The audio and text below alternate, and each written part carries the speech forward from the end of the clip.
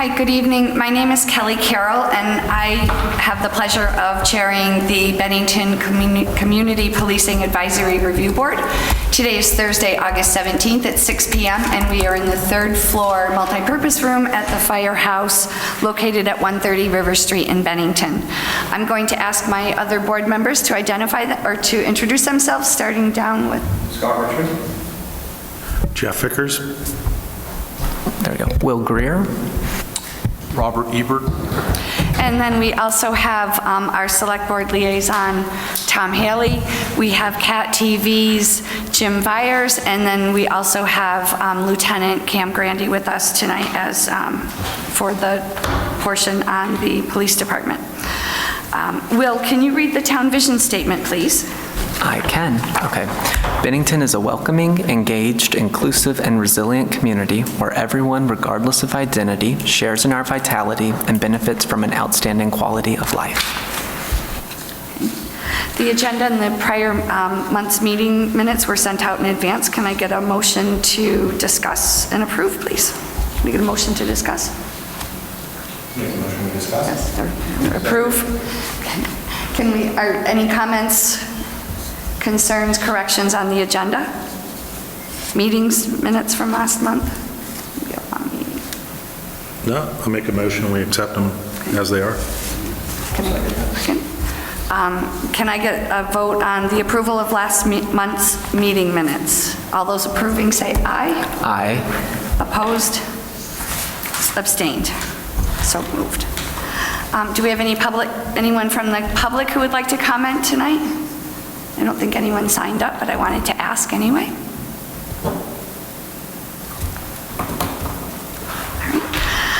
So next on our agenda is the Bennington Police Department, and this evening we have Lieutenant Cam Grandy, and he's going to be talking about the creating and maintaining collaborative partnerships policy and memorandums of understanding. Thank you and welcome. Good evening. Thank you for having me tonight. Again, my name is Lieutenant Camilo Grandy. I am in charge of the patrol division at the Bennington Police Department. I assist the Chief of Police in reviewing policies and procedures, and I also handle the department's data. So tonight I'm going to talk to you a little bit about creating and maintaining a collaborative partnerships policy. This policy was adopted on June 28th of 2021. Bennington Police Department has a long history of collaborative partnerships with organizations and community stakeholders since the day I started with the police department back in 1998, and we continue to do so. This policy is just, a policy to make sure that we are giving guidance to our membership and understanding of how collaborating with community stakeholders. So the purpose of this policy is to provide a guidance in creating and maintaining a collaborative partnership between the Bennington Police Department, community agencies, research institutions, and group citizens. Policy shall provide leadership and vision and development and collaborative relationships and partnerships between Bennington PD, community agencies, research institutions, and groups and citizens. And I'm going to go in a little bit more depth as we go along. The Bennington Police Department shall closely and as equal partners with community agencies, groups, and individuals to address complex problems and priorities in the community, as well as community agencies and research institutions, and develop MOUs, memorandums of understanding, with those institutions. Some of the partners that we work with within the department in addressing complex problems is the newly formed Project Alliance. We continue, although I was not able to attend today's meeting due to another commitment. That is something that we are proud to be a part of. We continue to participate in that project that brings a number of organizations and groups together under one umbrella to identify, issues and needs within Bennington.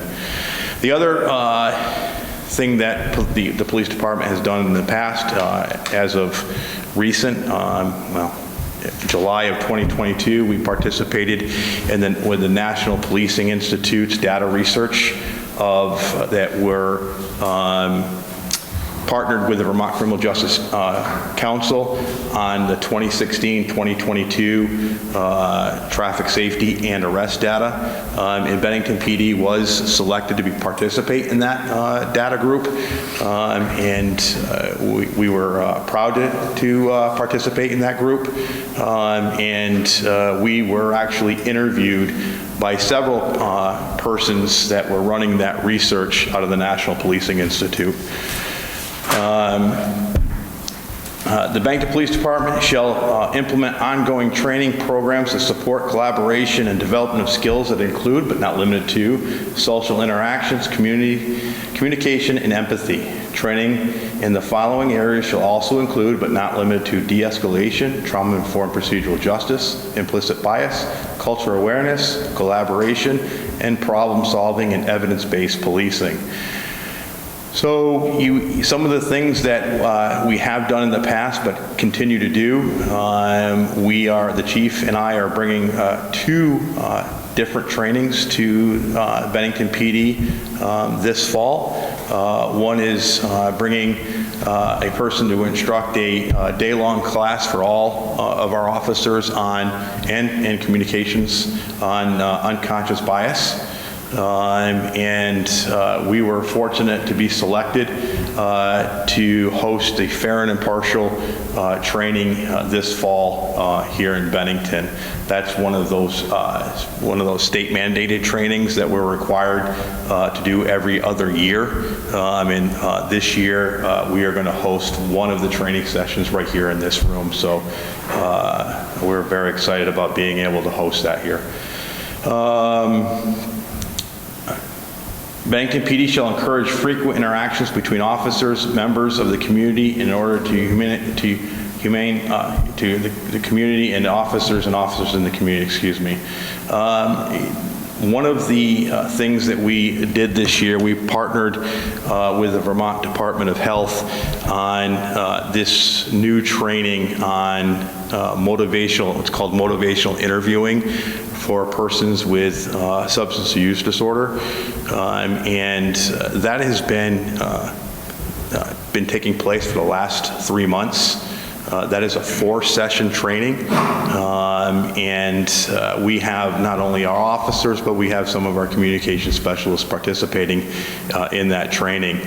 I'm explaining this to you because I just want to show you that this is just not a policy. This is stuff that we're putting into place and that we're actively addressing. So the last 4th session is coming up next week, everything that we're hearing is positive coming out of those trainings. Continue on, the Bennington PD shall promote positive communication interaction through improved communications and outreach strategies and create an organizational culture reflecting the benefits of collaboration. Community outreach and communication efforts shall emphasize listening to the community in addition to distributing of information. We always look forward to any type of venue to meet with the community, talk to the community, and provide any type of information that the community would be responsive to, such as National Night Out, where we spent a considerable amount of time at Willow Park, speaking with families, working with other organizations like the Bennington Banner and the Bennington Auto Mall, handing out backpacks. And that's just one example of the things that we do. Some other community outreach stuff that we do is during times of concern, when in the wintertime, when there are expected of extreme weather. Our officers go out into areas that are identified as people who are exposed to that element, and we're providing them information with the coming weather and resources that they can have to remain safe. So those are just some of the other community outreach stuff that we do day to day that are not on a big scale event, just on a lower scale where the officers go out and speak with the community. Any questions on the policy? You mentioned, I think, that there were 2 trainings this fall, the unconscious bias, and what was the other one? Fair and impartial. Oh, policing. okay. Yeah. Okay, thank you, sorry.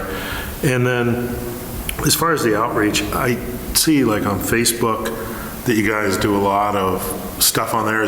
Do you think that's the main social media platform that you use, or are there other ones that I may not be aware of? Or Facebook is primarily the only the social media that we use.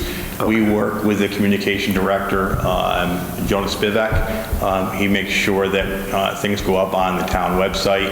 Okay. You know, he's very, very good at I'm not saying that because he's sitting in the back of the room, but he's very good at his job when it comes to, you know, because we're busy.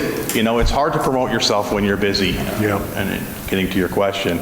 And then, you know, there's times that Jonah identifies something and says, hey, I'd like to put this up. Okay. And so he's got our back when it comes to that. Okay. But, and we also use, you know, like local media, Bennington Banner. Okay. We provide them with news releases and any kind of event that we're doing. Yep. Okay, thank you.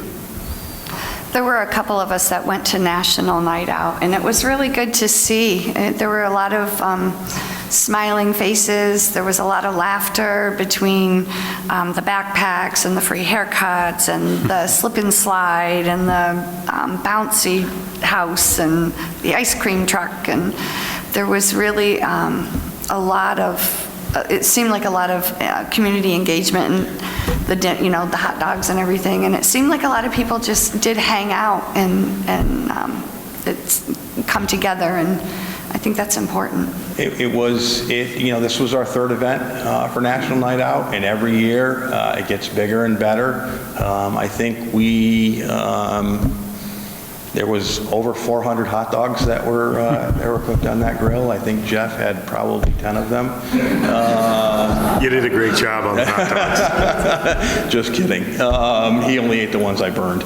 But you know, there are other things that we do that, you know, like a new experience camp. I mean, the chief has gone into great detail about that camp. And what a positive interaction with not only the community, but the youth, not only the youth, but the community and the events that the youth that are involved in this camp, they get to get out and they get to see some of the things that happen within the community right alongside the police and our staff. I heard the caving was awesome this year.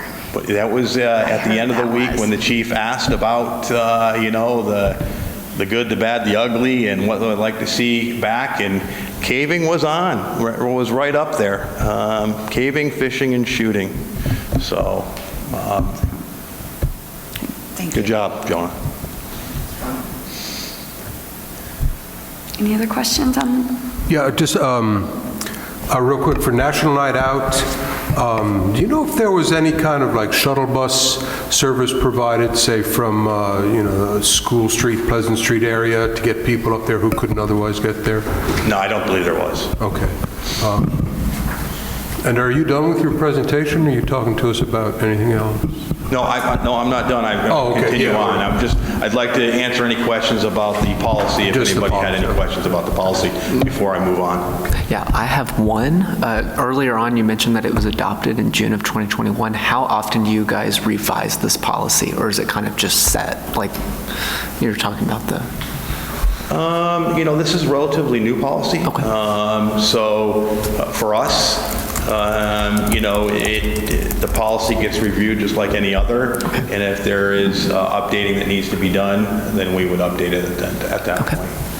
I think the town policy, our across the board, but Tom can correct me if I'm wrong, is that all policies get reviewed at minimum every 3 years or as needed. Or something comes up. Or we identify an issue or law changes, legislation change, mandates.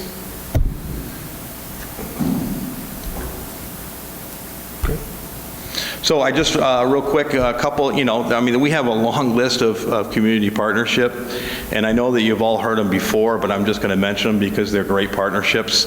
Some of the continued partnerships are with United Counseling Service, Southwestern Vermont Healthcare, Bennington Rescue, Centers for Restorative Justice, who you just met with recently, Turning Point, the Collaborative, ACT, Alliance for Community Transformation, youth programs, educational institutions like Mount Anthony High School, the Southwest Tech, Vermont Department of Health, the Bennington YMCA, and the Department of Public Safety. Those are just some of the ones I highlighted. So if there's no other questions about that, I'm going to move on to recently established MOUs. I know you have heard the chief probably already talk about this, but we're going to talk about it a little bit more. One of the MOUs that we recently signed was with the Department of Public Safety Division of Vermont State Police. This is a big win for the Bennington Police Department. This is an MOU to establish a embed a mental health crisis worker specialist within the Bennington Police Department. That will be a shared worker between the Vermont State Police and the Bennington Police, the Shasbury Barracks. The specialist will be stationed at the Bennington Police Department for 24 hours per week. Those hours haven't really been identified yet. Some of those, with that MOU, we've signed another MOU with United Counseling Service to establish that embedded crisis worker. And some of those things in that MOU, just to highlight them, is that we would provide office space for that individual when they're identified. We will participate in the selection process, and we would share that specialist with the Vermont State Police as they need as well. And lastly, MOU with the Bennington Rescue Squad. We're very excited about this partnership. Although we have partnership with them for many, many years, we've never really established an MOU with them to receive training and work with them side by side. Officially, we've been working with Bennington Rescue for many, many, many, many years. We respond to the same calls. Sometimes they get there before we do, and sometimes we get them there before they do. So the chief decided that he would like to bring additional training to all members of Bennington Police Department. That's not only sworn, but the civilian staff as well, and the communications center. And what that training is going to be what they call Vermont Emergency First Responder. There's levels when it comes to the medical field. You see EMT, paramedic. This is the first level where they're going to come in and they're going to train all the members of the Bennington Police Department at that Vermont Emergency First Responder level.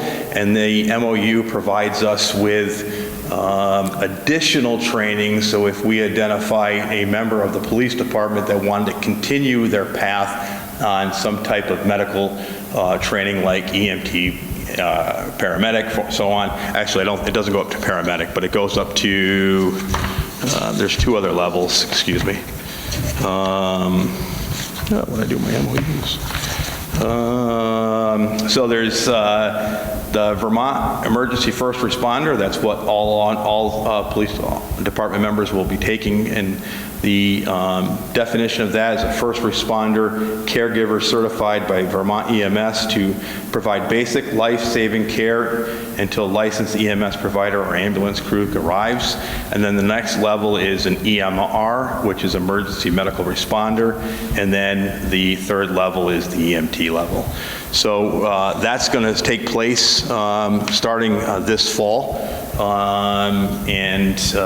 We will break the department up into several training sessions. It's an 8-hour session. So we're very excited about this new MOU with the Bennington Rescue. Sounds like a great, Definitely a step in the right direction. Any training is a positive training, but when it comes to this type of training, you can never get enough. science matter. They do.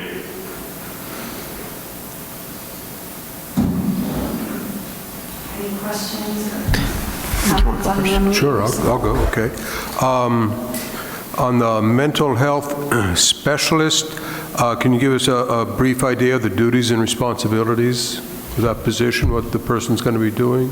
I'll let the chief handle that when that job title is established. Oh, I don't okay. think it's established yet. Will the specialist be considered a member of the department? No, they'll be a member of United Counseling Service. Okay, so... They'll be supervised through the United Counseling Service. and will not be working under the working agreement?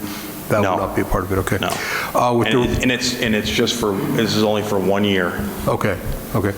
And the rescue squad training, caregiver certification, that's operational training, I guess, as opposed to like awareness? Correct. So that's beyond, is that beyond the already established scope of an officer's duties? These are new things an officer would be expected to do? No. The purpose of this training is to give the officer tools to handle a situation if they have to, because they don't have someone else there to do what needs to be done. We're going to be working alongside Bennington Rescue Squad. It's not anything additional. This level as a first responder is not anything additional to the awareness that you're referring to. Right. It's part of their job function. Okay, and so this falls within the working agreement as well? It does. That doesn't have to be changed in any way? It does not. Okay, thanks. So it's, just common anyway. It's my understanding as far as like BSP, what they do now is they already have a crisis support person that's contracted similar through UCS. And a lot of times that person can be involved with de-escalation. And then if there is a point where an officer needs to get involved, that person also can be there to support family members or people that are there as that incident is going on.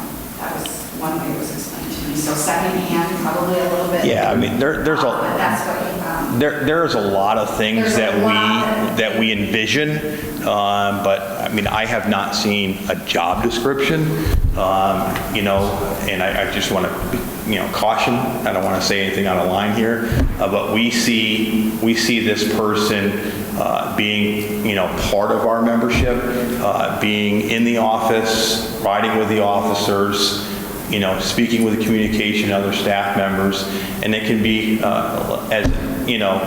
could be anything. It could be a pretty significant car crash, and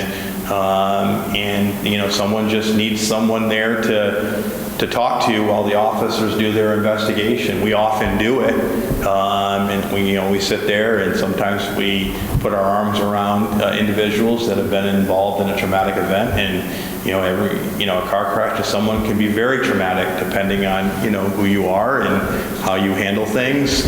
I've been to several, so they're not really traumatic to me anymore. but all kinds of things. whether it's something one of our personnel has experienced on a really, really horrendous call. And they just, they want to go in there and they just want to sit down and talk, or they want to get in a car and drive around and talk about what they just experienced. So the caregiver certification doesn't involve acquiring skills like splinting a broken limb or stopping bleeding or administering oxygen, that kind of stuff? We stop the bleed now.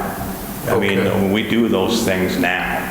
This is just working with Bennington Rescue and on this first responder course. It's instead of receiving a couple hours of every year of awareness that you talked about. This is an 8-hour course, and we're hoping to identify additional members that may want to take their training to the next level.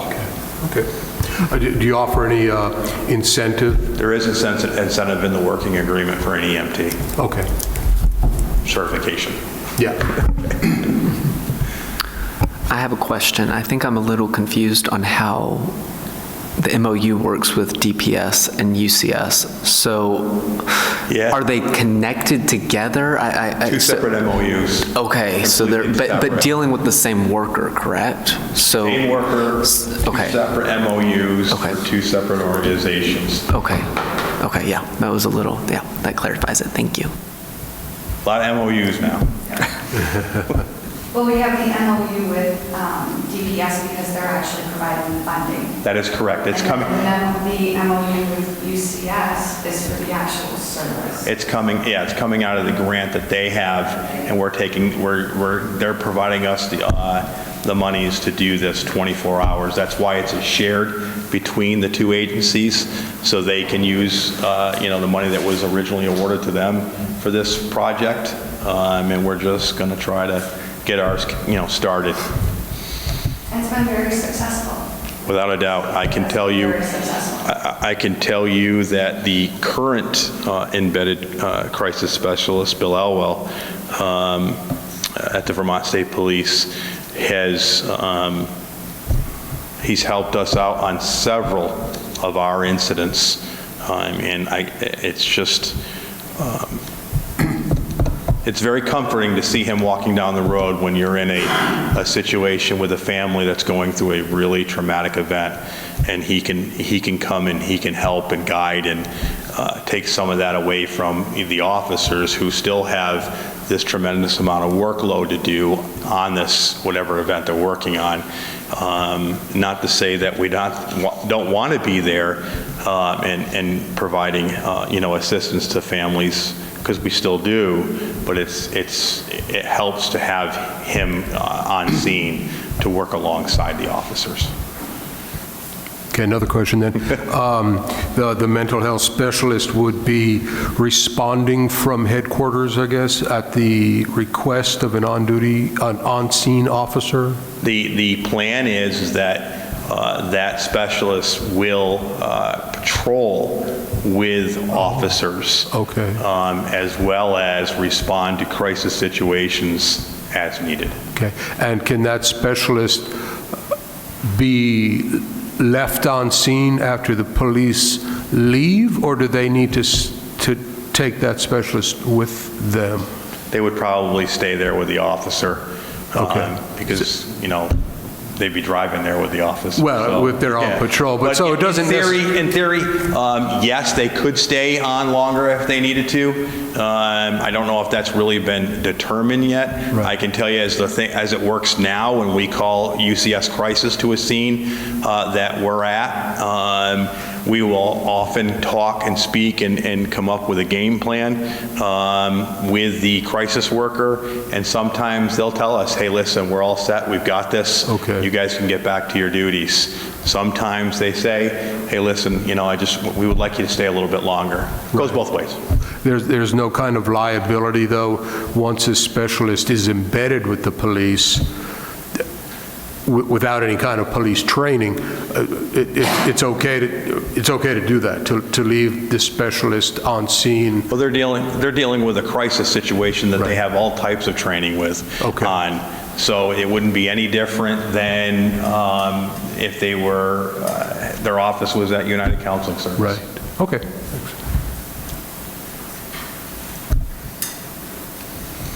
Questions from the board?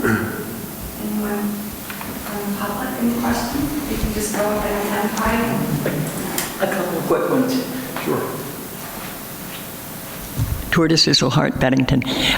One is, you talked about how you were proud that you were going to be hosting one of those training sessions, and I'm wondering how many other people are coming in. Is this It's statewide. okay, that's... Yeah, that training that we'll host the one I'm talking about, that the mandatory fair and impartial Yeah. training, that's a statewide training. They identify locations throughout the state or at the Vermont Police Academy.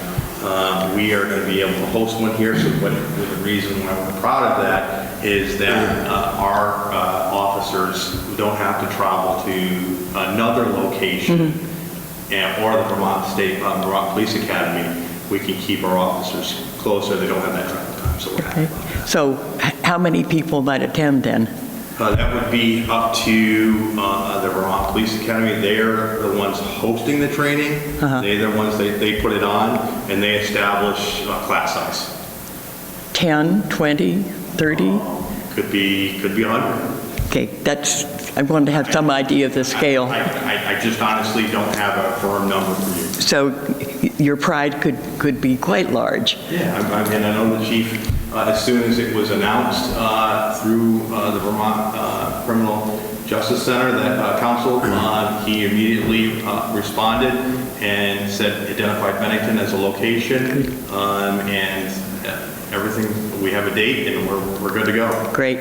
Yeah. Well, then the other one is, you talk about lots of training, and I'm wondering if you could cite some specific results that you've seen with officers and other personnel because of the training, you know. I think that some of the results that we've seen is, just with, I don't have numbers for you, but I can tell you I have officers and communication staff, specifically with this motivational interviewing.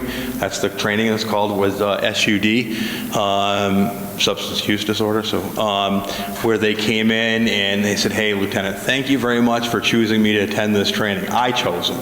I identified a group of individuals from within our department that I thought they would benefit from this training, and several of them come in and just say, hey, listen, I didn't realize this. I learned this.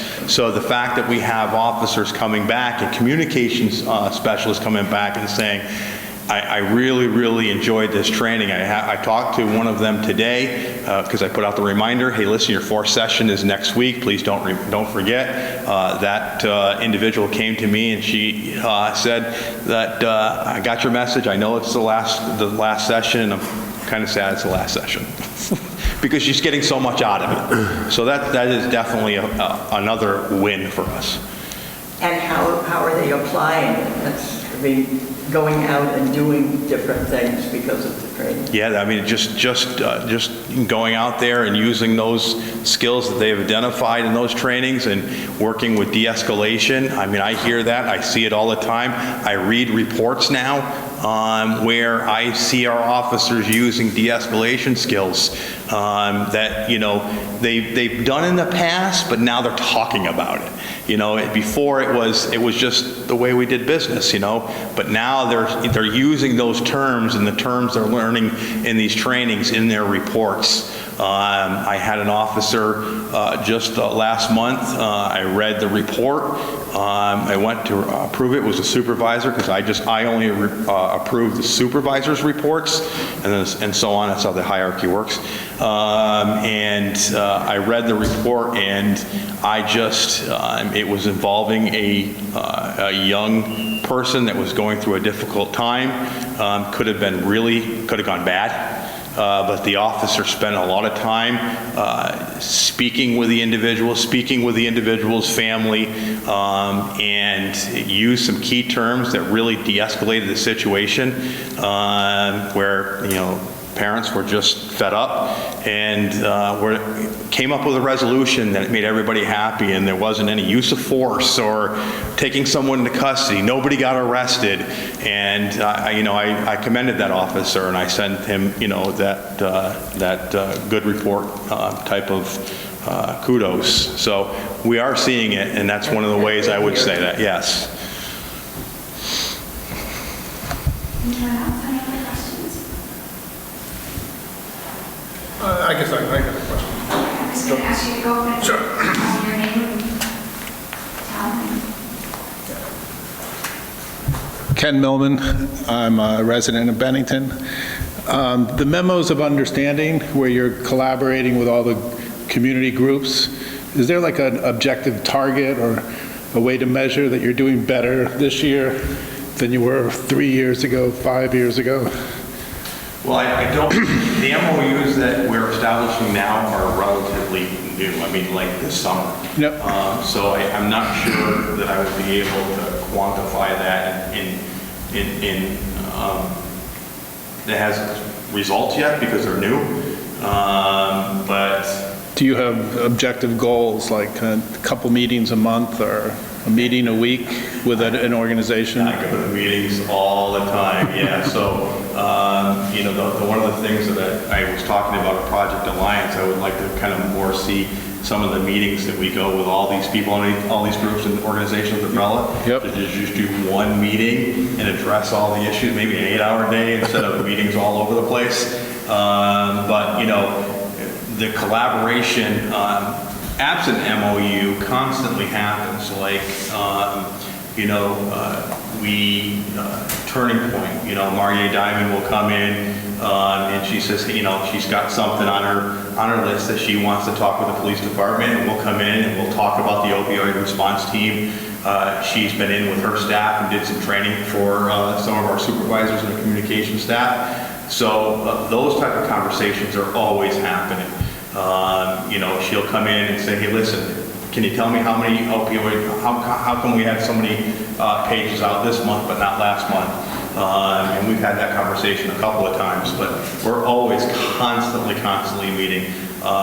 Some of the collaboration that with the hospital, we participate in meetings with their workplace violence monthly. I think it's it's monthly. And, so we're going up there and they identify some issues and we help them with that. The collaborative, we meet quarterly. There's just all kinds, the meetings are just all over the place. With each group has a targeted audience, that Right. they're trying to work with and assist. But are you measuring like all those, like trying to keep a log of meetings with the community so you can? Just on my calendar, I don't keep a log. I just don't do it. Yep. I know when I have to be there. I know what is on the agenda. I know what I need to do prepare for them, any data sets I need for them, or for discussion. But I don't keep a separate log. All right, thank you. Yeah, my brother works security at the hospital, and Okay. he knows that you work he says you work closely together, and I appreciate it. Oh, thank you very much. Can I just hearing that, reading through this, there's a section that talks about that they, Can you tell me what you're referring to? well, his question about, reviewing and things like that. So in the procedure, there's something in there that the law enforcement project manager should evaluate the specific deliverables and overall experience with the partnership to determine what was or was not successful and prepare a document to that effect for review on an annual basis, which sounds maybe similar to what you're asking, or?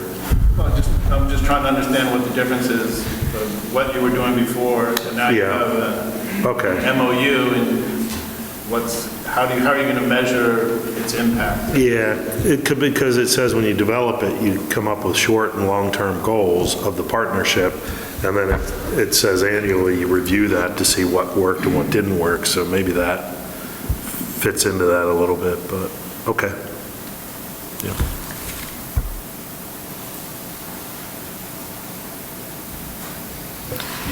I think as far as data collection goes, I think between the new computer system that came in and some of the, or that's been installed, and some of the tracking that is going to come out of Project Alliance, I think going forward, we're going to be able to get more data.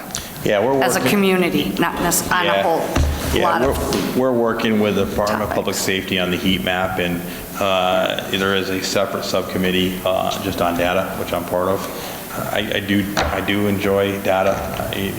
I know I get a little, like right now, I'm a little nuts because data is intensive. It's labor intensive. There's a lot of work, but when your phone's ringing and you're covering shifts and you're trying to focus on your data, you get lost. And right now, some of you heard that I'm doing the traffic stop race data, and under the new system, I was a whiz at it with the old CAT RMS under Spillman. I had it down perfectly, and the new system, I think you guys heard me talk about it the other night. The new system is, it's a whole different animal, and I'm not saying it's bad. It's got its good, its bad, and ugly, but there is a huge learning curve, and I'm getting there, and I will have that data for you. It's important to have, but it is part of that policy, so I'm close. I have to have it done by the end of the month. Yep. My plan was to have it done by Monday. So, but that's just the state data that gets sent out by the governance board. That I'm going to give it to you like you've had it in the past, and the way it is on our website. And we're going to continue on that because it's changed a little bit in what's required. So I'm still going to give you the same data you had before, just getting there, reconciling it. Reconciling is the big, it's with anything, garbage in, garbage out. If you get those fat fingers, you hit the wrong button, so you got to go and reconcile all that, and it takes time. And that means, hey, listen, this doesn't make sense. I got to go through every single one. If it doesn't make sense, I've got to go find that ticket or that warning and say, okay, now I know what happened, and reconcile. So it's just time consuming, but fun in a weird way. Well, next year won't be, hopefully, next year will be a little more efficient. No, I'm going to be on, we all know what happened in 2022, and the data was not on our, normally I stay up on it monthly, so I don't have to do a whole year within a short period of time. And 2022 was not a good year, and it was a very busy year, and that just got pushed on the back burner, and that's why. 2023 easier? A little bit. Just ask. Yeah, just a few more as long as you're here. Can you tell us what the heat map is? Heat map is during COVID, the state of Vermont used this tracking map and to track various issues with COVID patients, and it was, Vermont was recognized for their COVID, how they handled COVID, without a doubt. They did some great work with COVID. So as 22 was progressing, the state said, hey, what is going on? Why are we having all this violence in Vermont? It wasn't just in Bennington. I mean, Bennington did have its share of violence, unprecedented, never seen it before in all my career.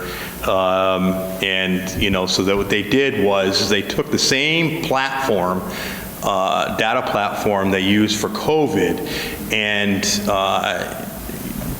started tracking violence. And there are several categories in that heat map that they track. And what it is that it doesn't give a specific location to where a violent act takes place in an area. It gives it down to a block. So if it was, if there was a shooting at 118 South Street, that's the police department, so you don't know. If it was at 118 South Street, it would show it happened within that 100 block, not a specific address. So we use the heat map to identify hot spots in our community to direct resources to. Okay. It's pretty neat. Okay, thank you. Again, as long as you're here, I know that originally either you or the chief were going to come this evening and talk to us about soft restraints, and I know that you're waiting for the Vermont State Police to decide what product they're going to use. Could you just briefly tell us or give us an example of what a soft restraint is and a situation in which an officer might use it? Well, it's you know, so the Vermont Department of Public Safety hasn't really identified what that's going to be and what it looks like. That's still an ongoing thing. They're working on that. There is a cost, obviously, involved in this mandate. That means that if someone is going to be going to the hospital, if someone's going to be transported for some type of mental health evaluation, the officer must use soft restraints. Okay. Now, I can tell you that most times that the officers don't use any restraints. You know, it's usually, you know, hey, listen, you know, after some time, some discussion, maybe the person wants to go for an evaluation, or maybe they, you know, need some guidance and some understanding of what happens at an evaluation and what resources and helps out there, and, you know, going and getting that done at that given time is probably best for them. When the officer spends time in discussing that and providing them with all types of avenues and the resources that are attached to that, they often just, hey, listen, I just need a ride up there, and we give them the ride. But now that we have this policy, you know, the policy says we have to utilize soft restraints. And will there be any training required? Of course, that would be part. So every year we have to do a mandatory use of force training every year, regardless. Even when COVID, when nobody could be anywhere near each other, we looked for a waiver for that 1 year during the highlight of COVID, and we said that the response was, you got to make it happen. Got to figure something out. So yes, that will be part of that use of force annual training. Okay, and just one more, in kind of a yes or no answer, has any training, counseling or discipline of any kind been given to any of the officers involved in the circumstances with Cassandra Keating and Joel Fowler? I don't think we should be commenting on I'm not commenting, I'm asking a question, and I think the lieutenant can speak for himself, and I don't think he needs anyone on this board to run interference for him. If he decides that that question should not be answered, he can simply tell us. He can simply tell us that and tell us why he can't answer it. Thank you. Lieutenant? I'm not prepared to answer that tonight. Okay, thank you. Thank you. Any other questions, Robert? Nope. Okay. Any other questions from the board? Thank you very much. Thank you very much for having me tonight. Thank you. Thank you. Next on the agenda is the Outreach Committee. So Robert, would you like to provide the update from today? Only that Kelly and I went to the Project Alliance meeting today. I think you took more notes than I did, so you might be able to give people a little more detail. I was just happy to be there and be able to make contact with people involved in these different social agencies and organizations, and be able to talk to them a little bit about our desire to try to reach out to the people that they serve and to try to get their impressions of and their experiences with the police department, and they seemed receptive to try to collaborate with us on that. But like I said, I think you took a lot more notes than I did, so you might be able to share some more of the details of the meeting. Well, Project Alliance is, like Lieutenant Grandy had said, a collaboration of local agencies, law enforcement, education, healthcare, our service providers throughout the community, and they're looking at ways to collaborate all of the organizations together with law enforcement on ways to handle several different issues in the community, a lot of them involving mental health, substance abuse. Project Alliance is not our committee or ours, so I don't really want to overstep, but we did go to them today to ask if any of the agencies would be interested in collaborating in some community forums. We did the listening session in June, And it would be nice to be able to get out into some of the community organizations, into the community rooms around town, to maybe meet with some different people within the community, different areas of the community, to see what their concerns are. And hopefully, we'll be able to collaborate with some of them. There is some stuff that they're planning on doing as an organization or a group in the fall, so hopefully we'll be able to participate in that. They did talk a lot about data collection and the heat mapping, and one of the challenges is where things are reported. So there is a high spot around the 100 block of South Street. Just because people go to the police department to report something, it gets recorded as that. So I think as they're coming in and they're starting to look at this data and the heat map, I think you're going to hear a lot more from Project Alliance on outcomes, because that's what they're really looking at, is how can we improve outcomes for the community. And from, just a personal citizen that was able to attend with Robert today, seeing all of the organizations and the collaboration and the idea sharing in that room was very, very uplifting.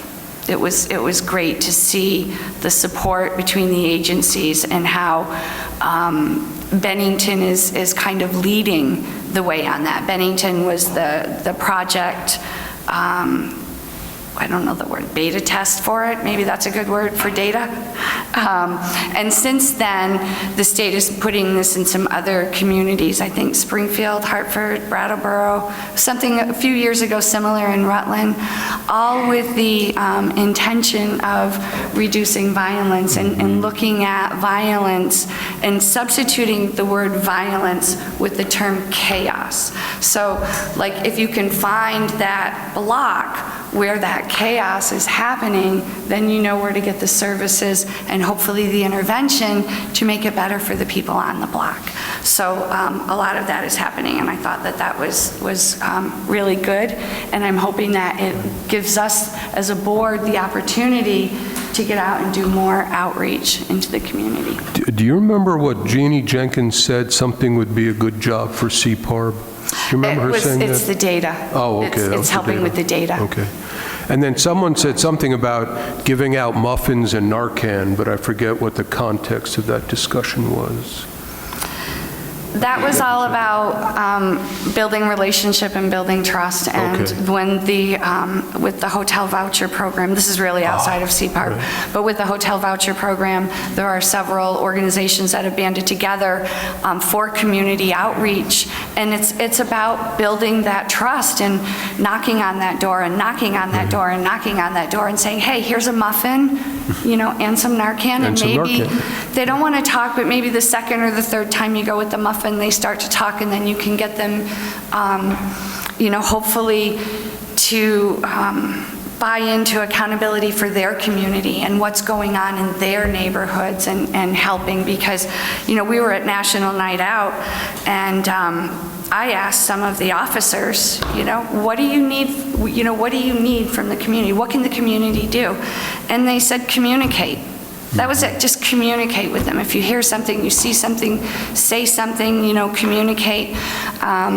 Sometimes it's, they have to take that information and it doesn't look like they're acting on it right away, but sometimes it just takes them, because they follow, the law, and you have to make sure you have all your I's dotted and your T's crossed. You can't just go in and say, hey, the room next to me, I think they're doing something suspicious and illegal, and it's not enough to go in. And so that was kind of explained to, today. And so that's where the muffins came from. They're going and they're trying to do some outreach and work on housing. So when the voucher program does end in April, it's not a crisis with a mass exodus onto the streets. And they also talked, I don't know, kind of like maybe trying to come up with coordinated response to places like People's Park, instead of everything just having to be the police department who goes in and deals with everything, trying to work with, rescue squad and different organizations to provide more of a fuller spectrum of response to incidents, I'll say And places like that. proactive response before Right. it gets to be something. I Well, think that's the big right, thing that they're trying to right, do. right. So, Incorporating others, yeah. any other comments on community outreach? Okay. Next on the agenda are the town survey questions. So just to you're not supposed to leave now. We just lost Jonah. No, Jonah, I'm just picking. I'm kidding, I'm picking. Jonah is the one that we're doing the questions to get to the questions for, so he's probably like, oh, good. Let me know. Do you want me to stay for this? No, I'm just picking Jonah. I was just kidding. I'm sorry. Totally inappropriate. I apologize. I didn't think you were ready for me yet. So. No, we are just working on some questions. The town survey is coming up in September, and we are looking at some draft questions, or coming up with some questions for the survey under CPARB. So we can have one or two questions. They do have questions for BPD. Those, I did talk with Jonah, a lot of the questions stay the same year after, well, I guess they do it every 2 years, so that they can measure the data from the last time. So, but we're gonna have a new section on there. So here's some of the sample questions that, what are the most critical areas of support in the town of Bennington that CPARB should focus its attention to aid in community support and our town's shared objectives? That's one. If you have filed a complaint or compliment, do you think it has been heard and acted upon? Yes or no? And I have a typo. What can the community do for the police to do their job? Have you heard of CPARB? What would you like CPARB to focus on? Ensure safety, accountability, or transparency, or something similar to that as a multiple choice question. So any comments? I like questions that kind of ask what people think CPARB should be doing, because that would give us information we could really use. And just for clarification, the one on what can the community do, I think I'd originally said, what can the community do to help the police do their job? And I suggested that just because I wanted to see if we could get anything from the community as to what they think their role could be in helping the police do their job. Okay. Will? So my question was the first one about where the most critical areas are, and the reason why I think that would be something, yep. The reason why I put that in and I submitted it to be discussed was because we were talking about the success of the listening session that we had back in, that was June, or yeah, that was late June. Gosh, it feels like forever ago. But we talked about wanting to do micro sessions, essentially, and kind of, if we can identify where we're talking about, as we talked about with hotspot policing just a minute ago with the heat map, something like that could be really helpful, coupling that with the data and also what we heard in the listening session.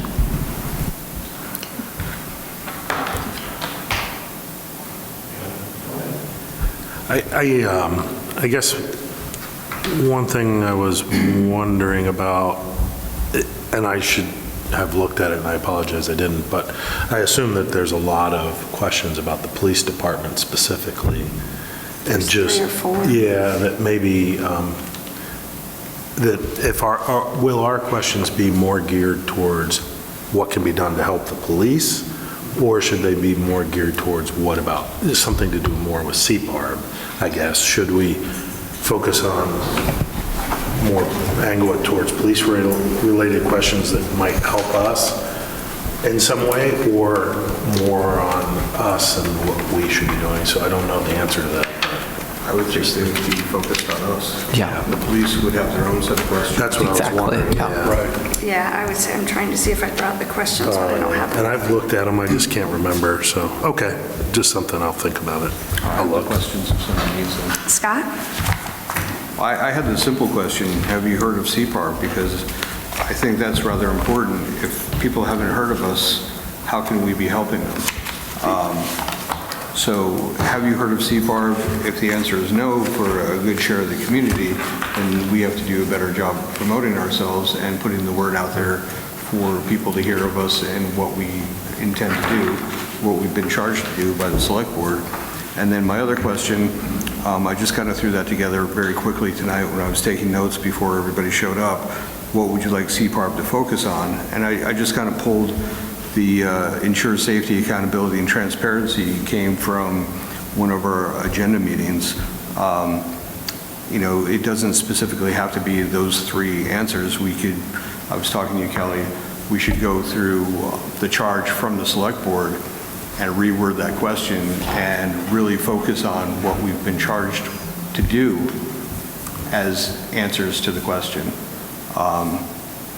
And I like multiple choice because I think it's easier to really tabulate the data and look at things with a multiple choice question because you only have 4 or 5 answers rather than, if 300 people fill out the survey and you get 272 different wordings, it's hard to really kind of put that all together. So, and I do have the town survey if anybody wants to look at it. Thank you.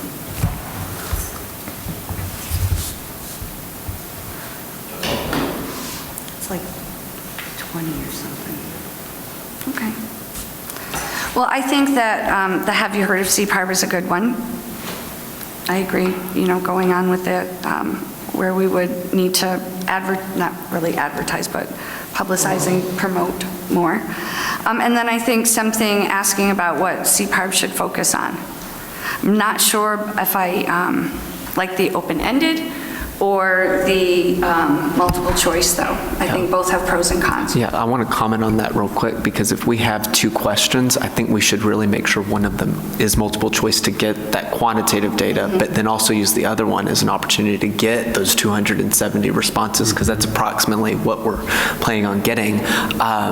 That way we can then compare that, because I think that's also valuable. But if we had to go with one, I'd actually take your approach and say getting something that's quantitative, for now at least. You could keep it open-ended at the end, make a multiple choice, and have the last choice be other, or somebody could write something in. Yep, combine them, yeah. Yes.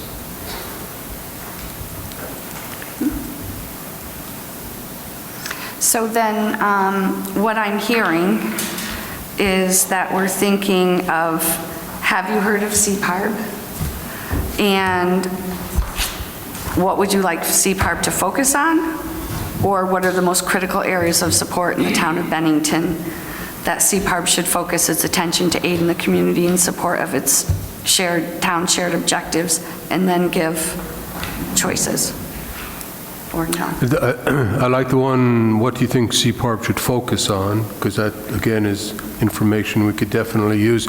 I'm not in favor of the question of, have you heard of CPARB? We're going to get a yes or a no. Let's assume they haven't and come up with a plan to, educate people as to who we are and what we're doing.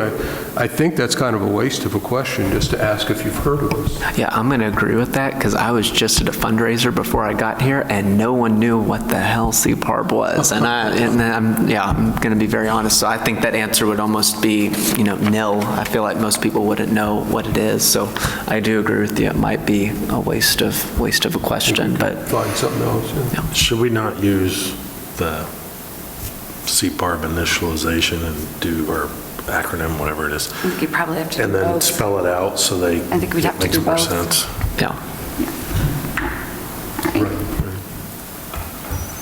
So as far as the questions go, do we want to decide tonight, or do you want to wait and put it out one more month and then get it to Jonah in September? If we're not under any more time constraint than that, I'd say let's do it next month. we can all kick around what our ideas are. He's doing it sometime in September, so you probably need it right away. Yeah, could we, I think what we should do, we have all the questions down. I think we should maybe rank them in order of preference. Then if need be, if we have time in September, we can come back, change it around, but if not, then we should give you permission to give him whatever our top choices are, and then he can go from there and decide what would be best. So you want to give Jonah a list of questions to decide? Well, no, not necessarily, no. Yeah, that came off a little, yeah, no, we're going to give him a list of questions in order, because how many we have? About 5 on there. Just rank them 1 to 5 or 1 to 3, whatever we think. Could we maybe agree on a couple that we don't want to use? Yeah, Okay. yeah, whatever. So nobody mentioned if you filed a complaint or a compliment, do you think it has been heard and acted upon, yes or no? Right. So does that, do we think we can scratch Yep, that one? let's scratch that Okay, one. so we can do that. So then that leaves us, what can the community do to help the police do their jobs, which is an open-ended one. I have to say, I mean, I know I'm the one who thought it up, but I like that question. I'd really like to hear from people, because everything seemed to be kind of pushed out towards them. I'd really like to see what kind of ideas we got from people about what members of this community, the society think, how they can partner with the police to help the police do their job. And that I would keep that one open-ended as opposed to a multiple choice. Okay. So we've pretty much decided 1 open-ended, 1 multiple choice question? Yep. Okay. And I think this first one on this list is complicated. I'm not. Yeah, I mean, we can say, yeah. I think what would you like CPARB to focus on is a little bit more direct. I like that. Similar, though. They're both similar, but I think right. what would you like CPARB to focus on? Yeah. Okay. So then the question becomes, there's 3 questions that we have, and it's a matter of deciding on 2. Yep.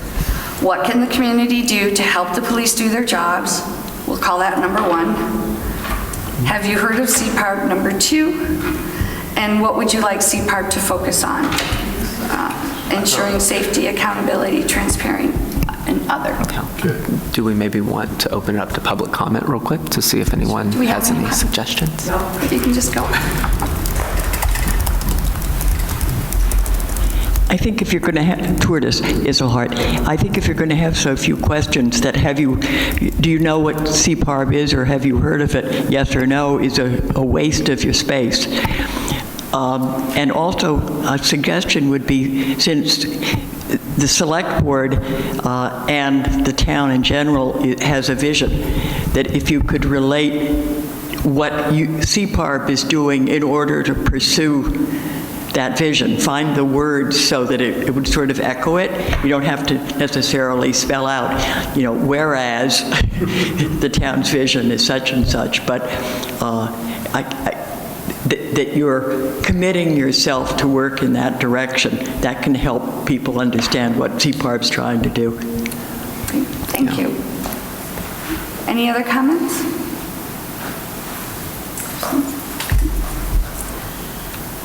So we'll put these 3 questions for next month, and if someone wants to reword.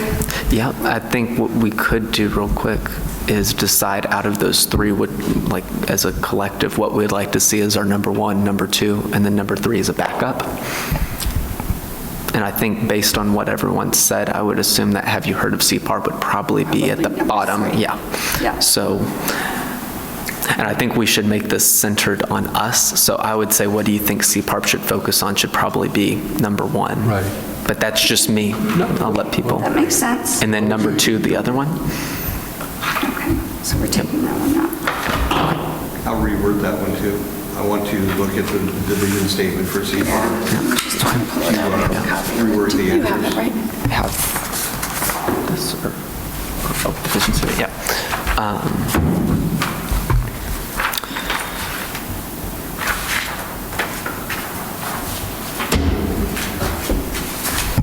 Yeah, I have this. I have everything. All All right, so we have the basis for our 2 questions. We'll put them on and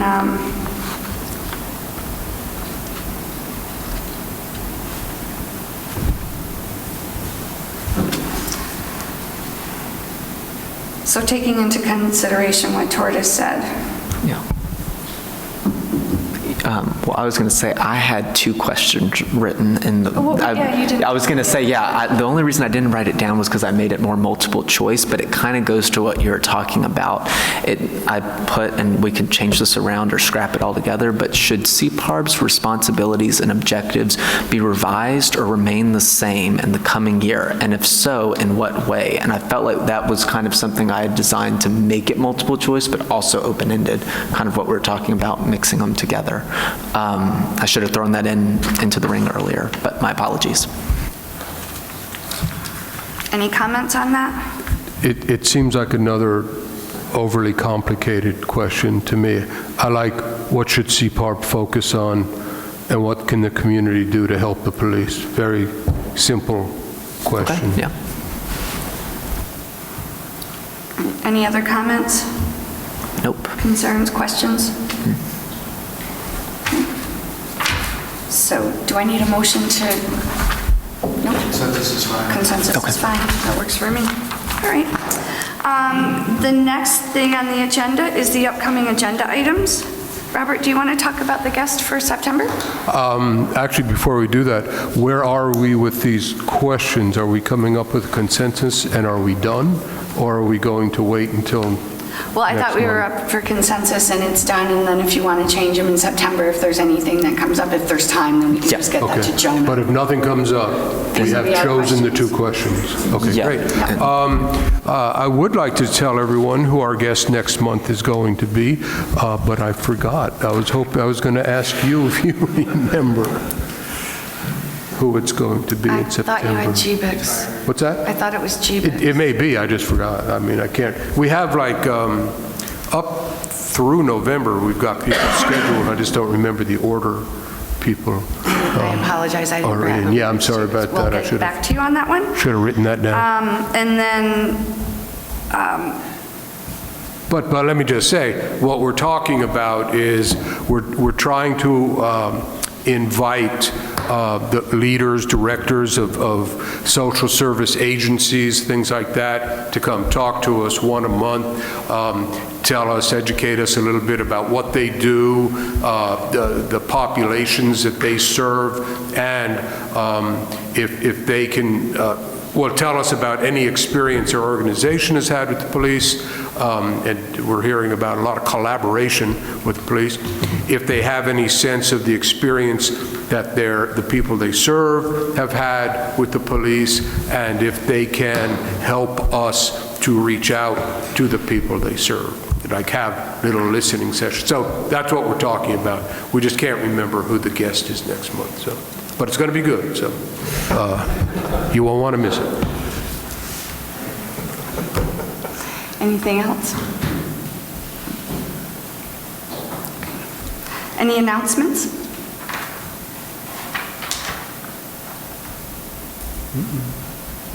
I'll remind the public that there are 2 open seats for this board, and we're currently accepting letters of intent for people that would like to fill one of those seats. And for information on how to do so, you can just visit the Town of Bennington's website. Great. And I will just mention again that on the town's webpage, on the CPARB page, we have a comment field. You can get on there and you can send any kind of questions or comments to this board that you would like. You can do that anonymously if you want. But we really encourage people to get on there and to let us know what you're thinking about. So go take a look at it.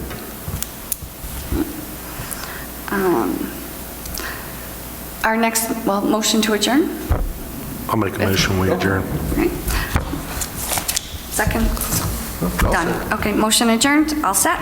Our next meeting will be September 21st, Thursday at 6 p.m. in the same room that we are now. Thank you very much and have a great night.